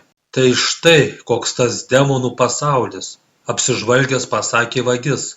Bekraštė, krateriais nusėta dykuma ir daugiau nieko. Tikriausiai tuose krateriuose daug įdomiau nei paviršiuje. Tikriausiai tenais ir gyvena demonai. Aplankęs didžiulį sūrio gabalą primenantį demonų pasaulį, jau sukosi eiti atgal, bet tada pamato pėdsakus. Smėlis sausas, birus ir todėl neina pasakyti, kieno šitie pėdsakai. Tikriausiai šitos pėdsakus paliko princesė ir ją nusitempęs demonas. Pėdsakai vedė iki artimiausio kraterio. Krateris visai čia pat. Iki kol užsivers portalas, dar yra laiko. Laiko užtenka, kad greitai nueiti iki ten ir grįžti atgal. Galiausiai ryžęsis, sparčiu žingsniu patraukė sakydamas: aš tik greitai nueisiu iki kraterio krašto, trumpai žvilgtelėsiu ir tučtuojau patrauksiu atgal. Jis prieina prie kraterio krašto ir pažvelgęs žemyn pamato kraterio dugne esantį tankų mišką, per kurį nieko daugiau nebuvo įmanoma pamatyti. Na, jei greitai nusileisti ir apsižvalgyti, tai dar turėtų užtekti laiko, kad grįžti iki portalo užsivėrimo, pasako jis ir pradeda leistis kraterio šlaitu žemyn. O nusileidęs žemyn vis dar matė tą patį tankų mišką, per kurį vis dar nieko nesimatė. Nieko neatsitiks, jei dar truputėlį pajėjėsiu, pasakė jis ir patraukė keliu gilyn į mišką. Beeidamas mišku priėjo lavos pelkes, iš kurių kylantis aitrūs dūmai sunkino kvėpavimą. Plaučius deginantis oras ir akis griaužiantis dūmai buvo geras ženklas, kad gal jau laikas sukti atgal. Bet smalsumo vedamas vagis, manydamas, kad vis dar nepakankamai pamatė, užsidengė veidą audeklu ir patraukė toliau. Kelias toliau vedė per verdančios lavos ežerą, iš kurio grėsmingai kyšojo kažkokio padaro ar kelių padarų čiuptuvai. Tikriausiai kažkas gyvenantis ežere šitaip medžioja, pamasto vagis. Nieko sudėtingo, svarbiausia tik saugotis čiuptuvų ir neįkristi į lavą, pasako jis ir per ežerą vedančių keliu patraukia toliau. Eidamas kaip galėdamas tyliau, jis nepastebėtas laimingai pereina ežerą ir keliauja toliau. Eidamas keliu per mišką, vagis netikėtai išgirsta žingsnius. Kažkas, kas sprendžiant pagal ataidinti batų kaukšėjimo garsą, sveriantis daug daugiau nei paprastas žmogus, sparčiu žingsniu artėjo link jo. Nenorėdamas be reikalo rizikuoti, vagis nusprendžia pasislėpti krūmuose ir praleisti tą sunkiu žingsniu sparčiai einantį asmenį. Tik spėjo pasislėpti, kai pasirodė keliu žingsniuojantis didžiulis demonas, kuris dar nešėsi puošnių kaspinų perrištą dėžę. Šiame pasaulyje jis buvo pasiruošęs pamatyti daug ką, bet pamatyti demoną nešantį dovaną tikrai nesitikėjo. O eidamas toliau, jis pamato dar vieną, bet šį kartą jau demonę, kuri taip pat ėjo nešina papuošta dėže. Atsargiai sekdamas dovanas nešantiems demonams iš paskos, vagis prieina demonų citadelę. Nepastebimai prisiartinęs arčiau ir paslapčiom pažvelgęs, vagis pamato daugybę susirinkusių demonų. O tada pamato demonų apsuptyje stovinčią princesę. Pagaliau tave radau, tyliai sumurma jis. Dabar viskas darosi aišku. Dovanos, vaišės, svečiai ir dėmesio centre stovinti pora. Demonas ne tam pagrobė princesę, kad surytų ar paaukotų, o tam, kad vestų. Vargšė princesė tiek išgąsdinta, kad net nebando priešintis ar bėgti. Tikriausiai ji prarado paskutinę viltį. Ją reikia būtinai išgelbėti, kol dar ji netapo demono žmona. Bet ką galima padaryti? Vieno demono 10 riterių nenukautų, o čia demonas dar ir ne vienas. Tada jis, kažką sugalvojęs, iš užančio išsitraukia fosforinį sprogmenį ir žiūrėdamas į jį susimąstęs pasako: demonai tamsos padarai, o tamsos padarai bijo ryškios šviesos. Tada prikišęs sprogmens dagtį prie ugnies ją uždega ir skubiai įbėgęs į šventyklą, stipriai užsimojęs, paleidžia jį riedėti į ten, kur buvo susirinkę demonai. Vis trumpėjančia dagtimi sprogmuo nurieda link jų, o įriedėjęs į demonų būrio vidurį jis sustoja ir jo degančios virvelės šnipštimas atkreipia visų dėmesį. Pamatę kažką neįprasto, demonai jį apsupa ir susidomėję sužiūra į tą keistą, niekada nematytą daiktą. Kaip tik tada nuaidi sprogimas ir ryški šviesa visus juos apakina. Naudodamasis tuom, kad demonai nieko nemato, vagis puola link princesės. Tuo metu, raitydamiesi iš skausmo ir trindami apakintas akis, demonai nematė, kaip kažkas nekviestas prabėga pro juos. Prabėgęs demonų būrį, vagis nulėkė tiesiai link princesės. Princesė, kaip ir visi kiti, buvo apakinta ir stovėjo užsidengusi akis.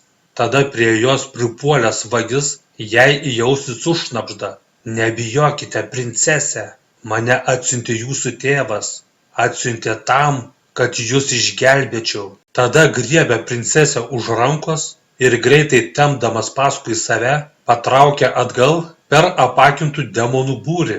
Laimingai prasispraudę tarp vis dar nieko nematančių demonų, jie nuskuba link išėjimo.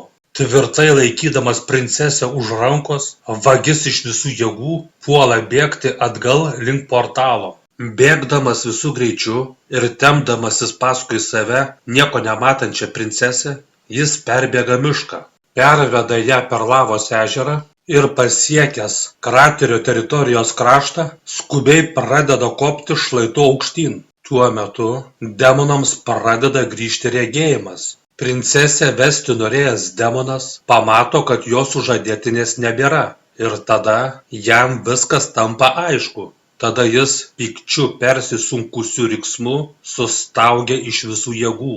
Ir tą jo šiurpinantį staugimą išgirsta netgi vagis.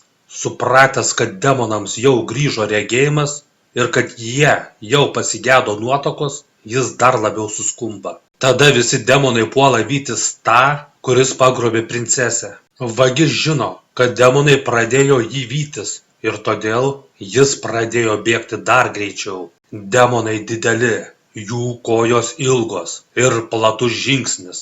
Nepaisant to, kad princesės pagrobėjas buvo jau toli, jie bėgo labai greitai ir atstumas tarp jų nenumaldomai trumpėjo. Princesė niekada nebuvo paprasta kaimo mergiotė. Ji niekada nesimaudė upėje, nelipo į medį ir su šunimis nelakstė laukais. Todėl ji buvo silpna ir gležna. Kad ir kaip vagis besistengė, greičiau bėgti jam neišėjo. Princesė tiesiog nespėjo bėgti taip greitai, kaip bėgo jis, ir todėl jam reikėjo ją pastoviai tempti, o demonai sparčiai juos vijosi. Iki portalo jau visai nebetoli, dar truputį, ir jie bus saugus. O tuo metu išnėrę iš miško demonai pradeda šlaitu bėgti aukštyn. Demonai jau viršuje, ir jie jau mato tą, kuris juos apvogė. Tuoj jį pasivys ir suplėšys į gabalus. Ir pačią paskutinę akimirką, kai jau rodėsi, kad jau viskas baigta, vagis su princese suspėja įbėgti į portalą ir sugrįžta atgal į Jargulitų ordino šventyklą. Tada vagis greitai šoka ant pentagramos ir pradeda nuo jos spardyti žvakes. Kad portalas užsivertų, užtenka nuspirti vieną žvakę, bet dėl užtikrintumo jis nuspyrė ir antrą. O tada pamatęs, kad portalas jau užsivėręs, lengviau atsikvėpė. Pagaliau princesė išgelbėta. Visi sunkumai praeity, belieka tik ją saugiai parlydėti namo ir visi vargai bus baigti. O tada princesė pasako, kad norėtų atsikvėpti nuo kelionės. Princese, iki karalystės tolimas kelias. Ir jeigu keliausime su pailsėjimais, tai tas kelias dar labiau prailgs. Aš pavargusi ir sušalusi, todėl noriu, kad organizuotum poilsio vietą, įsakmiai pasako princesė. Žinoma, kaip įsakysite, princese. Jie išsuko iš kelio ir apsistojo. Tada vagis, greitai surinkęs glėbį šakų, užkuria laužą. Tada jie, įsitaisę arčiau laužo, pradeda šildytis. O tada princesė paklausė: tu juk tas nepagaunamasis vagis, apie kurį kalba žmonės? Man dar vaikystėje tarnaitė prieš miegą pasakodavo istorijas apie šaunųjį vagį. Atsimenu, jis sakydavo: saugokis narsiojo vagies, jis gali pavogti viską, ką panorėjęs. Gali pavogti netgi ir tavo širdį. Vagis šyptelėjęs paklausė: ką dar apie mane girdėjai? Girdėjau, kad neturtingas jaunuolis nesutiko su jam skirtu likimu. Jis nepanoro būti piemeniu ar kiaulių augintoju. Jis nusprendė pats susikurti savo likimą ir todėl tapo vagimi. Tada pamačiusi kažkokį daiktą ant vagies riešo, princesė paklausė: kas tai? Atsiraitavęs rankovę, vagis pasako: tai mano strėlyte šaudantis ginklas. Tereikia tik va čia paspaudus patraukti ir atsilenkus šitoms detalėms gaunasi arbaletas. O pasukus šitą rankenėlę užsitempia paleidimo mechanizmas ir įstačius strėlytę galima šauti. Jis toks mažytis, daug mažesnis nei mano tėvo armijos šaulių arbaletai. Ar su tokia maža strėlyte išvis įmanoma ką nors nužudyti? Nužudyti? Ne, bet to ir nereikia, nes mano strėlytės išteptos miegą sukeliančiais aliejais. Ir kai tik tokia strėlytė pataiko į priešą, nesvarbu į kurią jo vietą, kad ir į mažąjį jo pirštelį, jis iš karto saldžiai užmiega. Tai tiesiog nuostabus ginklas, susižavėjusi pasako princesė. Man irgi reikės įsigyti tokį patį daiktą. Pademonstruok, kaip jis veikia. Išauk strėlę į tą medį. Vagis ištiesia ranką, primerkęs akį nusitaiko, o tada pajunta aštrų skausmą nugaroje. Pasižiūrėjęs per petį pamato, jam į nugarą įsmeigta viena iš jo strėlyčių. Pamatęs, kad princesė atsitraukė nuo jo, suprato, kad tai jos darbas. Bet kodėl ji taip pasielgė? Tada jam pradėjo lietis vaizdas akyse ir po akimirkos jis praradęs sąmonę nugriūva. Po kurio laiko atsipeikėjęs, vagis pasijuto esąs pririštas prie medžio. Tada pažvelgęs į princesę pasako: man ramybės vis nedavė keletas neatsakytų klausimų. Bet dabar man jau viskas aišku. Tavęs niekas nepagrobė. Tu pati suorganizavai savo pagrobimą. Tada princesė pasako: visi mano, kad labai gera būti princese. Nerūpestingas gyvenimas rūmuose, kur paslaugus tarnai pasiruošia bet kada tau pasitarnauti. O dar pačios puošniausios suknelės ir geriausiųjų juvelyrikos meistrų papuošalai. Atrodo, apie ką dar galima svajoti. Tiesiog pasaka, o ne gyvenimas. Bet niekas nesusimąsto, kad princesė egzistuoja tik tam, kad tapdama kaimyninės karalystės karaliaus nuotaka taptų taikos garantų tarp dviejų karalysčių. Manai, kad gyvenimas ko nors vertas, kai negali svajoti ar kažko ypatingo tikėtis iš rytojaus? Nes kad ir kiek besvajosi ar besitikėsi, niekas vis tiek neišsipildys, nes visas tavo gyvenimas jau už tave suplanuotas. Manai, kad tie nuostabūs apriedai ir papuošalai ko nors verti, jei tu pati esi pažadėta už tėvą vyresniam seniui? Manai, kad lengva, kai nuo ryto iki vakaro esi uždarytas bokšte, kur visą laiką privalai skaityti nuobodžiausias knygas? Knygas apie tai, kaip privalo elgtis princesė, Knygas, kurios tave lyg medžioklinį šunį dresiruoja. Kaip kalbėti, kaip juoktis, kaip valgyti, kaip sėdėti. Nesikūprink, nepersivalgyk, kalbėk tyliau ir trumpiau. Princesė visada ir viskuom privalo palaikyti savo vyrą. Princesė visada turi juoktis iš jo pokštų, net ir tada, jeigu jie ir nejuokingi. Princesė visada ir viską turi atleisti savo vyrui, kad ir kaip garsiai čepsėtų ar bezdėtų jos vyras, princesė privalo to nepastebėti. Ir jeigu labai uoliai mokinsiesi ir išmoksi pakankamai daug princesės etiketo taisyklių, tave kartais išleis į pievą, pasiskinti gėlių. Ir atrodė, kad viskas taip ir turi būti. Juk visi šiame pasaulyje turi savo pareigas, o princesės pareiga ištekėti. Visi sakė, kad toks mano likimas. Bet man ramybės vis nedavė vaikystėje girdėta kvaila istorija apie vagį. Vagį, kuris nesutiko su jam skirtu likimu. Iš pradžių šita istorija tik sukėlė abejonių. Po kiek laiko privertė mane susimastyti. Dar po kiek laiko įkvėpė mane pasipriešinti. Man pasisekė vieną tarną įtikinti, kad man į bokštą atneštų kitokių knygų, ko nors kito, be princesės etiketo taisyklių, bet ko, kas tik padėtų prasiblaškyti ir nepalūžti. Taip skaitydama knygas, kurių nedera skaityti princesei, sužinojau apie demonų pasaulį ir apie juos garbinantį Jargulitų ordiną.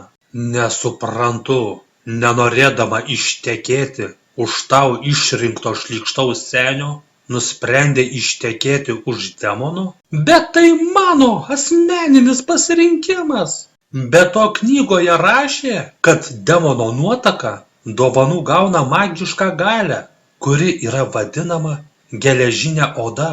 Demonai kadaise buvo žmonėmis ir kad kokie nepanašūs į mus dabar jie bebūtų, juos vis tiek traukia dailios mergelės.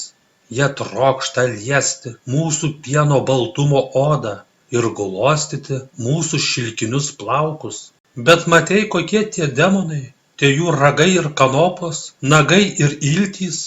Ir po aistringos nakties iš demonui atsidavusios mergelės ne kažikas belikdavo. Todėl demonai, norėdami, kad mergelės užtektų ir kitam kartui, ir dar daugeliui kitų kartų, nusprendė demonui atsiduodančiai mergeliai suteikti magiškų galių.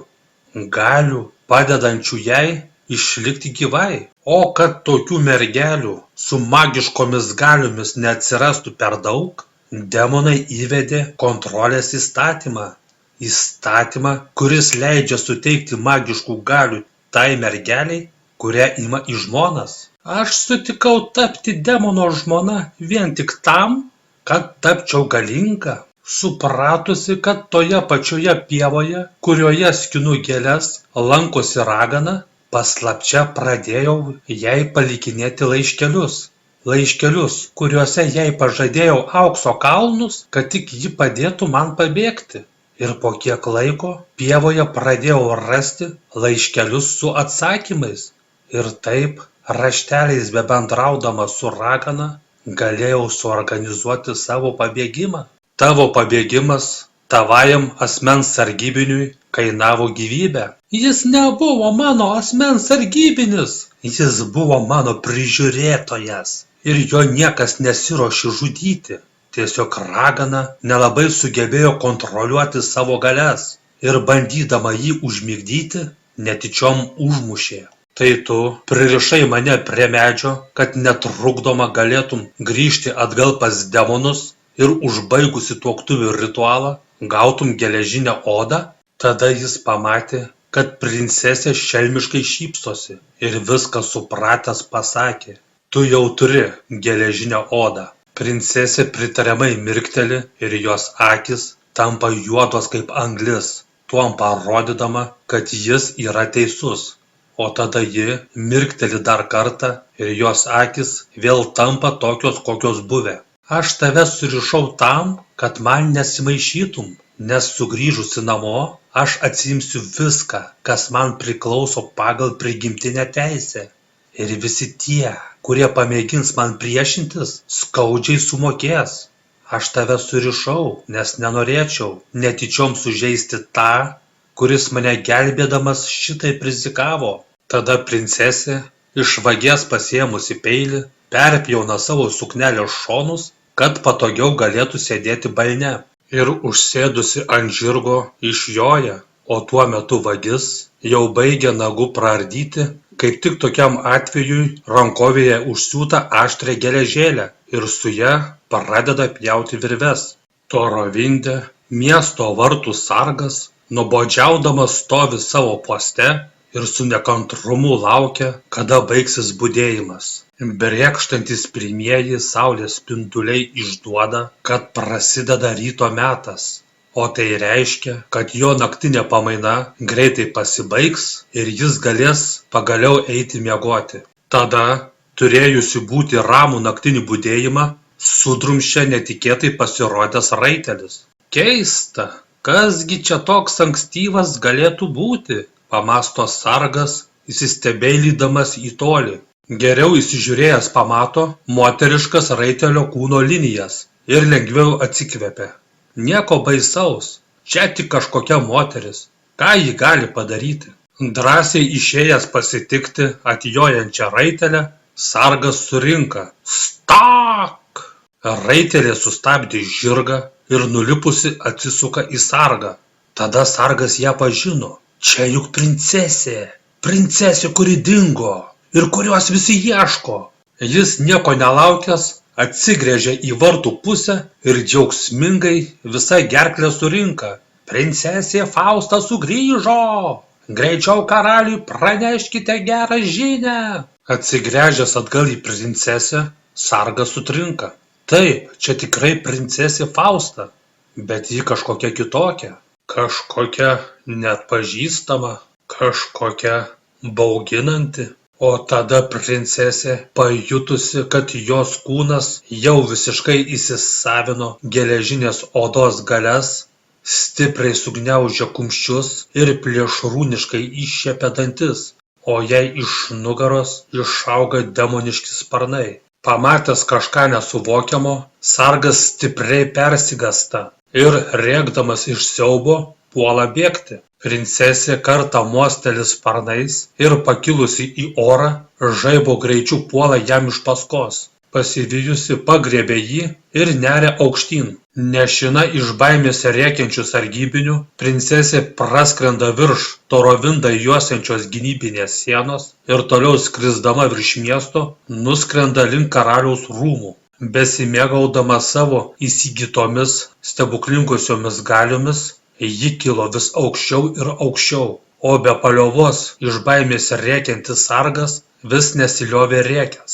Pagaliau pasiekusi karaliaus rūmus, ji sustoja skridusi ir pakimba ore, kaip tik priešais tėvo miegamojo langą. Tuo metu iš miego pabudęs karalius suirzęs įtūžta. Kas drįsta rėkauti ir trukdyti jo karališkąjį miegą?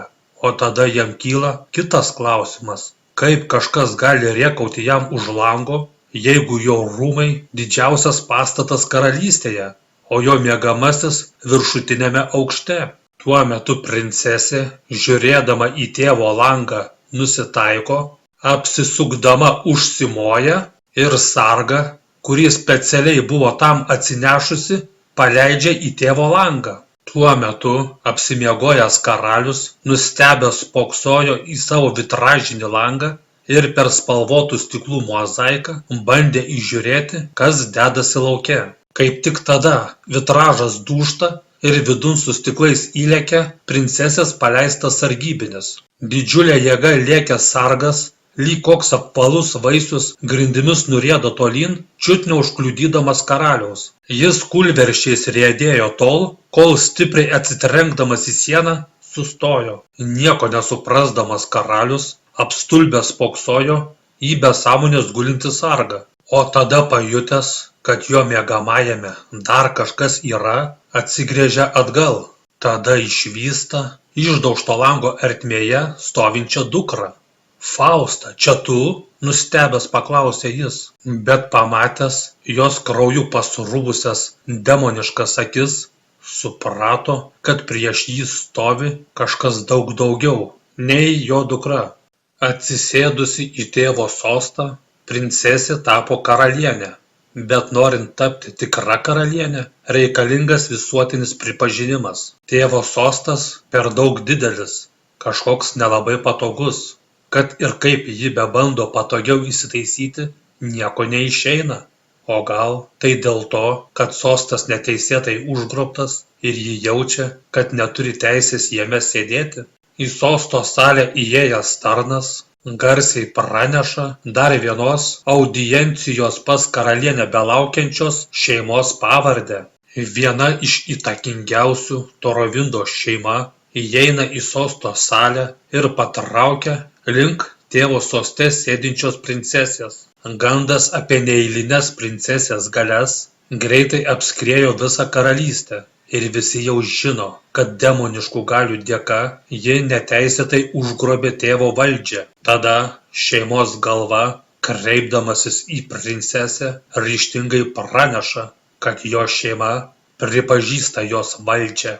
Tada jie visi pagarbiai linkteli ir apsisukę išeina. Po jų į salę įeina kita įtakinga šeima. Šeimos galva, kaip ir visi kiti iki jo buvę, nuolankiai praneša, kad jo šeima pripažįsta karalienės valdžią. Ir tai patvirtindami, jie visi nuolankiai nulenkia galvas. Pagaliau į Torovindą parkeliavęs vagis patraukė tiesiai pas karalienę.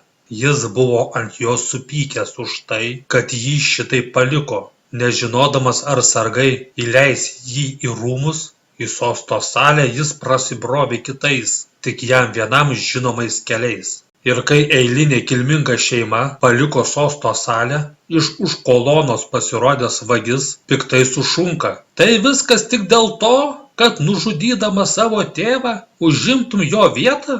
Sosto salėje budėję sargai, tik pamatę nekviestą svečią, iš karto į jį atstato ginklus ir pradeda grėsmingai artintis link jo. Tada karalienė įsakmiai sukomanduoja: nelieskite jo. Ir riteriams klausiamai į ją sužiūrus: taip, jūs gerai išgirdote, pasikartoja karalienė. Nelieskite jo ir palikite mus vienus du, mums reikia pasikalbėti. Tada nustebimas riterių veiduose dar labiau išryškėja. Karalienė, jūs tuom tikra? Paklausė vienas iš jų. Taip, palikite mus vienus du ir dėl manęs nepergyvenkite. Man niekas negresia. Sargams nenoriai palikus sosto salę, karalienė kreipėsi į vagį. Tu turbūt neseniai grįžai ir dar nespėjai sužinoti paskutiniųjų naujienų. Aš savo tėvo nežudžiau, jis gyvas ir sveikas. Tiesa, uždarytas tame pačiame bokšte, kuriame mane pačią laikė uždaręs. Su tomis pačiomis nuobodžiomis knygomis, kurias mane vertė skaityti. Kai neturės ką veikti, tai galės pasiskaityti, kaip teisingai reikia patenkinti savo vyrą, kaip dėvėti korsetą ir ką valgyti, kad į jį įtilptum. Ir kas žino, gal kartais leisiu, kad jį palydėtų į pievą pasiskinti gėlių. Gerai, dabar pakalbėkime apie mudviejų reikalus. Mano tėvas už padarytą darbą tau pažadėjo visišką amnestiją. Tapdama karalystės valdove, perėmiau visus ankstesniojo valdovo įsipareigojimus ir patvirtinu, kad mano tėvo tau skirtą užduotį skaitau atliktą. Ir kai buvo žadėta, tau suteikiama visiška amnestija. Tai reiškia, kad visi nusikaltimai, kuriuos atlikai iki šios dienos, tau yra atleidžiami. Bet tai tikrai neliečia tų nusikaltimų, kuriuos galimai gali padaryti ateityje, griežtai perspėja karalienė. O asmeniškai nuo manęs, už tai, kad mane gelbėdamas pasirodė pačiu laiku, tai yra, kai man jau buvo suteikta geležinė oda ir dar nebuvo prasidėjusios vestuvės, tau už tai dovanoju namą. Namas geras, pačiame miesto centre, Manau, kad tau, kaip sąžiningą gyvenimą pradedančiam žmogui, tai bus gera pradžia. Vagis savo naujuose namuose stovi prie stalo ir iš visų savo apriedo kišenių ir kišenėlių traukia ir ant stalo deda visus tuos daiktus, kurių pagalba darydavo blogus darbus. Jis vis traukia ir vis deda, o ginklų ir vagystėms naudojamų įrankių krūva vis didėja ir didėja. Pasižiūrėjęs į ant stalo sukrautą krūvą, jis pamąsto. Ilgus metus šitie daiktai visą laiką buvo su juo. Ir per tiek laiko jie jam buvo tapę lyg neatskiriama kūno dalimi.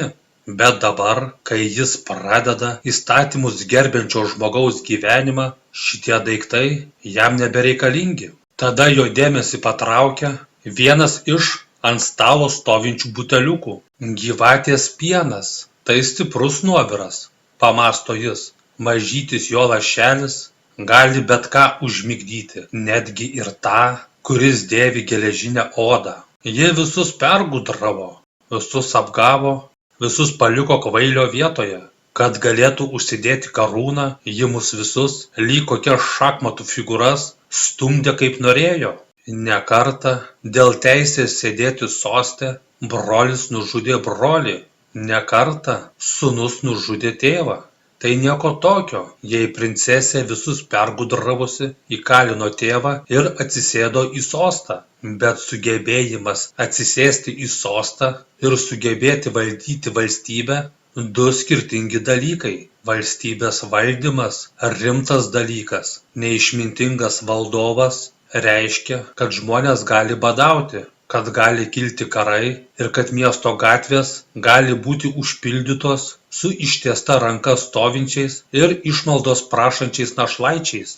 Užtektų tik mažyčio įbrėžimo su šituo užnuodytu durklu ir ji užmigtų. Tie, kurie pripažino princesę savo naująją valdove, jau pas ją apsilankė ir tai pasakė. Aišku, tai neprivaloma, tai labiau mandagumo vizitas. Bet jei jis pas ją nepasirodys, ji tai tikrai pastebės.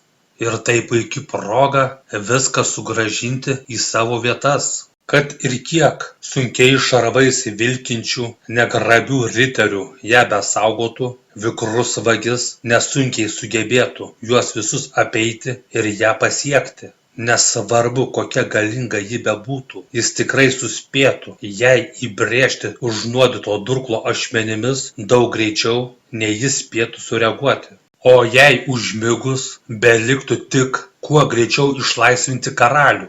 Tik pamatę karalių laisvėje, riteriai greitai prisimintų duotas priesaikas ir vėl jam paklustų.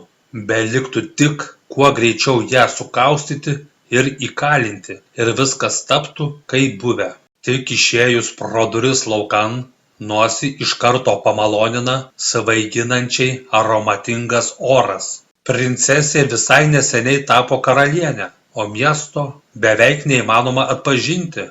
Miestas tapo daug gražesnis ir mielesnis. Pasodinti gėlių mieste – geras sprendimas. Ryškūs gėlių žiedai pagyvina niūriai pilką miesto vaizdą, o malonus jų kvapas daug geriau nei iki šiol tvyrojusi slogi smarvė. Be to ir moterims gėlės labai patinka. Dabar miestas gražus kaip karališkasis sodas, susižavėjusios kalbėjo jos. Visas miestas aidėjo nuo plaktukų kaukšėjimo ir medį pjaunančių pjūklų čiravimo. Įvairiuose miesto vietose, lyg grybai po lietaus, dygo naujai statomi namai, o priėjus prie eilinio statomo namo ir statybininkų paklausus, kas čia bus, jie atsakydavo: mokykla, ligoninė, našlaičių namai, biblioteka. Jei visa tai būtų buvę, kai jis buvo vaikas, tai jis tikrai nebūtų tapęs vagimi. Rūmų koridoriai buvo tušti. Tikriausiai visi tie, kurie norėjo išreikšti palankumą, tai jau padarė. Sosto salės duris saugantys sargai, nieko neklausdami, atveria duris ir leidžia jam įeiti. Ji visiškai viena, jos niekas nesaugo.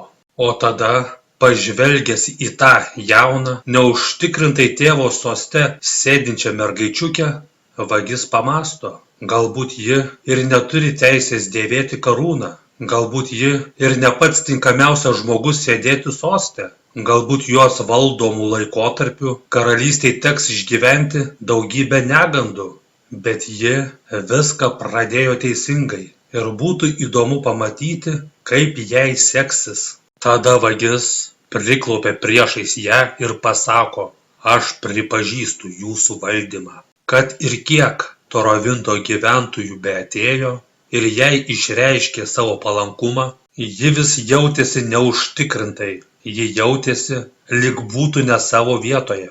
Bet kai tas, kuris nepripažįsta jokios valdžios, priklaupė prieš ją ir pasakė, kad pripažįsta jos valdžią, tada ji iš tikrųjų pasijuto esanti karalienė.